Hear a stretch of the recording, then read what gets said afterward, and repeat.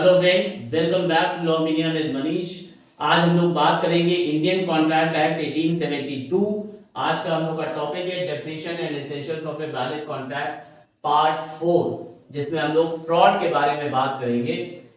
First part में मैंने आपको कॉशन के बारे में बताया था, सेकेंड पार्ट में मैंने आपको अंडर इन्फ्लुएंस के बारे में बताया था, थर्ड पार्ट में मैंने आपको मिस रिप्रेजेंटेशन के बारे में बताया था, और आज पार्ट 4 में we will discuss about fraud which is given under section 17 of Indian Contract Act 1872।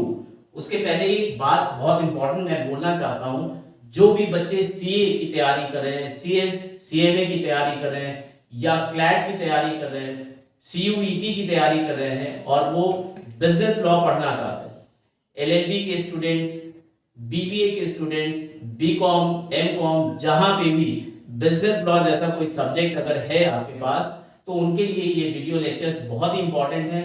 Please आप हमारा चैनल सब्सक्राइब करिए, लाइक करिए, शेयर करिए, कमेंट करिए और बहुत ध्यान से सारे वीडियो लेक्चर्स देखिए। जो कुछ भी बोर्ड में लिखा हुआ है, इसमें लास्ट में मैं स्लाइड दे देता हूं उसकी, आप उसका स्क्रीनशॉट लेके आप अपना नोट कर सकते हैं और तैयारी कर सकते हैं। तो चलिए स्टार्ट करते हैं फ्रॉड के बारे में कि फ्रॉड क्या होता है। तो पार्ट 1 में हम लोग जो बात कर रहे थे, सबसे पहले जब मैंने लेक्चर स्टार्ट किया था definition and essentials of a valid contract पे, तो वहां पे एक चीज मैंने फोकस की थी, आपको बताया था कि we can discuss the definition of contract. तो कॉन्ट्रैक्ट की डेफिनेशन दो मैंने डिस्कस की थी, जो कि बहुत इंपॉर्टेंट थी। सेक्शन 2 सब क्लॉज एच में दी है, an agreement enforceable by law.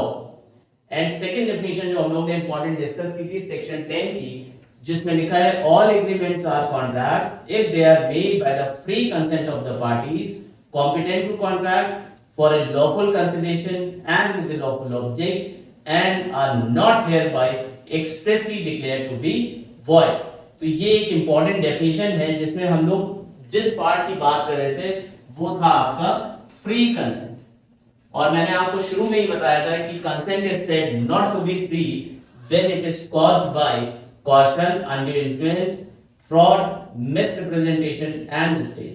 तो caution हम लोग ने कर लिया, undue influence हम लोग ने कर लिया, misrepresentation कर लिया, और आज fraud के बारे में बात करेंगे। तो सबसे पहले समझते हैं कि fraud होता क्या है। एक वर्ड, एक सेंटेंस यहाँ पे मैंने लिखा है, fraud means willful misrepresentation। ये सबसे ज्यादा इंपॉर्टेंट है, क्योंकि अगर मिसरिप्रेजेंटेशन और फ्रॉड का हम कंपैरेटिव स्टडी करते हैं या डिफरेंस की बात करते हैं, तो फ्रॉड एक विलफुल मिसरिप्रेजेंटेशन है, मतलब आप जानबूझ के किसी के साथ गलत करते हैं विद मैलिफाइड इंटेंशन, तो that can be considered as fraud. Fraud means and includes any of the following acts committed by a party to a contract or with his connivance or by his agent with intention to deceive another party thereto or his agent or to induce him to enter into the contract। तो इसका मतलब ये हुआ कि जहां पे भी आप विलफुली फ्रॉड करने की कोशिश करते हैं विद मैलिफाइड इंटेंशन, तो वहां पे वो पार्टी जो है फ्रॉड में कहलाती है। अब इसमें क्या क्या चीजें इंपॉर्टेंट आपकी आती हैं वो ये देख लीजिए। पहला है giving false suggestions, then next है the active concealment of a fact by one having knowledge or belief of the fact. जो यहाँ पे आपको पता है कि प्रॉब्लम है, कुछ गलत है, प्रोडक्ट में डिफेक्ट है, उसके बावजूद भी आप उसको कंसील करने की कोशिश करते हैं, छुपाने की कोशिश करते हैं, और इस वजह से वो जो है आपका फ्रॉड की डेफिनेशन में आता है। ए promise made without any intention of performing, मतलब कि आप कॉन्ट्रैक्ट कर रहे हैं लेकिन एक मैलिफाइड इंटेंशन के साथ कि मैं ये पार्ट जो अपना है उसको परफॉर्म नहीं करूंगा। फॉर एग्जांपल, आप पार्टनरशिप में बिजनेस कर रहे हैं किसी के साथ और विलफुली आप ये करते हैं कि मैं जो कुछ भी कर रहा हूं बाद में जाके मैं इनके साथ फ्रॉड करूंगा। Clear? And any such act or omission as the law specially declares to be fraudulent. कोई भी एक्ट आप कर रहे हैं या उसको छुपा रहे हैं, क्लियर, तो वो भी फ्रॉड में आ जाएगा। And any other act fitted to deceive. तो ये सारे 5 पार्ट हैं आपके जो कि फ्रॉड को बताते हैं, एक्सप्लेन करते हैं, और इसको कुछ एग्जांपल्स के साथ मैं बताना चाहूंगा। तो यहाँ पे मैंने छोटे छोटे कुछ एग्जांपल्स लिख रखे हैं, वो आप देख सकते हो। Then we will discuss about the effects of fraud, कि फ्रॉड के इफेक्ट क्या होगा। तो सबसे पहले एग्जांपल्स देख लेते हैं। फर्स्ट एग्जांपल मैंने लिखा है the directors of a company issued a prospectus containing false statement. आपको पता होगा कंपनीज एक्ट 2013 में हम लोग प्रोस्पेक्टस इशू करते हैं, डायरेक्टर्स की रिस्पांसिबिलिटी होती है कि whatever they draft in the prospectus, whatever they write in the prospectus, it has to be correct. और अगर वहां पे वो लोग कुछ गलत छापते हैं, कुछ गलत लिखते हैं, तो उसके कारण अगर शेयर होल्डर्स हैं उनको कोई प्रॉब्लम होती है तो that would be considered as fraud in the eyes of law.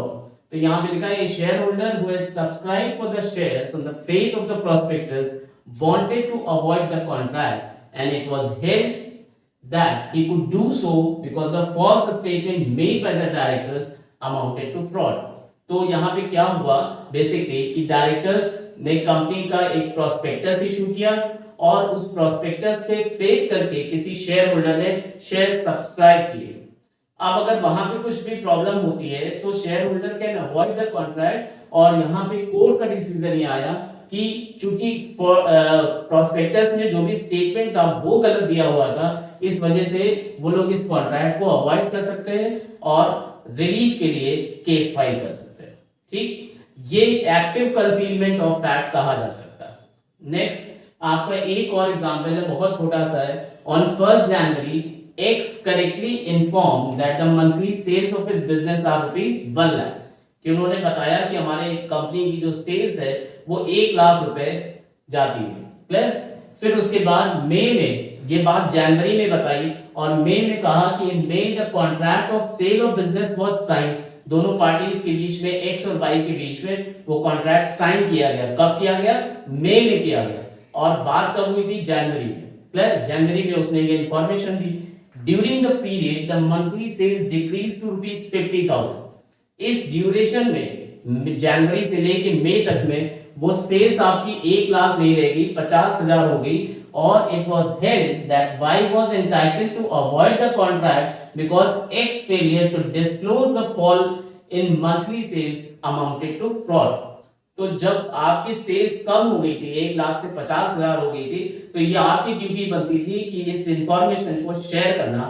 नहीं बताया तो ये माना जाएगा कि इन्होंने फ्रॉड किया और यहाँ पे जो पार्टी थी, क्लियर, वाई, वो जो है इसको अवॉइड कर सकते हैं, कॉन्ट्रैक्ट को कैंसिल कर सकते हैं। अब क्वेश्चन ये आता है सेक्शन 19, मैंने आपको पहले बताया था कि सेक्शन 19 में आपका question under influence, fraud and misrepresentation, इनके इफेक्ट्स दिए हुए। इफेक्ट में ये है कि जो पार्टी जिसके साथ गलत हुआ और जिसको डिसीव किया गया, जिसके साथ फ्रॉड किया गया, वो क्या कर सकते हैं, what action they can take legally, what action they can take. तो यहाँ पे लिखा है he can resign the contract filing a suit in a court of law and prove the fraud। तो resign का मतलब क्या होता है? he can cancel the contract।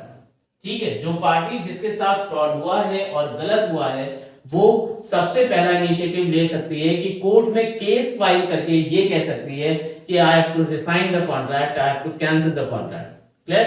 Second जो सबसे ज्यादा इंपॉर्टेंट है, the party defrauded. Party defrauded का मतलब कि जिसके साथ फ्रॉड हुआ है वो क्या कर सकते हैं? They can also claim damages for the loss. जैसा कि इस वाले एग्जांपल में आप देख सकते हैं कि डायरेक्टर्स ने गलत जो है स्टेटमेंट दिया प्रोस्पेक्टस में, जिसकी वजह से शेयर होल्डर्स को लॉस हुआ। अब ये लॉस के लिए वो डैमेजेस के लिए क्लेम कर सकते हैं। जो सेकंड आपके इफेक्ट में मैंने बताया कि party defrauded can also claim damages for the loss. तो ये दोनों ही एग्जांपल्स में अगर लॉस होता है दूसरी पार्टी को, जिसके साथ फ्रॉड हुआ, गलत हुआ, वो जो है डैमेजेस के क्लेम कर सकता है। तो दोस्तों आशा करता हूं आपको अच्छा लगा होगा ये वीडियो। प्लीज देखिए, बहुत अच्छे से समझिए कि फ्रॉड एक्चुअली होता क्या है। और अगर आप ऑनलाइन क्लासेस ज्वाइन करना चाहते हैं तो मेरे इस नंबर पे आप कांटेक्ट कर सकते हैं।